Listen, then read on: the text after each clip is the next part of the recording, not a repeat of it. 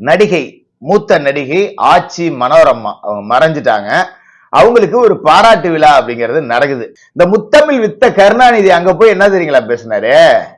அவரு 2வது பொண்டாட்டி வச்சிருந்ததை முதல் பொண்டாட்டிக்கிட்ட மனோரமா தான் போட்டு கொடுத்துச்சான். மேடையில மனோரமா உட்கார்ந்துருக்காங்க. மனோரமா என்ன செய்தார் தெரியுமா? ஒரு நாள் நான் அடிபட்டு மருத்துவமனையில் இருக்கிறேன். அப்போது என்னுடைய துணைவியார் ராசாத்தி அவர்கள் குலுங்கி குலுங்கி அழுதபடி மருத்துவமனைக்கு ஓடி வருகிறார்கள். அப்போதெல்லாம் நான் அவரோடு தொடர்பில் இருந்தது எனது மனைவி தயாளுக்கு தெரியாது.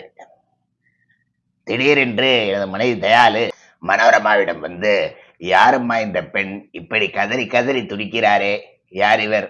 தலைவர் மீது அவ்வளவு பெரிய பக்தி உள்ள ஒரு மகளிரணி தொண்டரா நான் பார்த்ததில்லையே என கேட்டார்.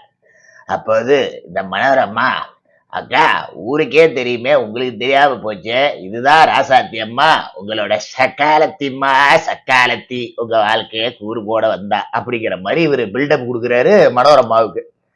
இதை கேட்டுட்டு மனோரமா ஒரு பக்கம் சிரிக்க, தயாளு ஒரு பக்கம் சிரிக்க, ராசாத்தி ஒரு பக்கம் சிரிக்க, தான் பெரிய சாதனை பண்ணிட்டதா கருணாநிதி சிரிச்சுக்கிட்டு இருக்க.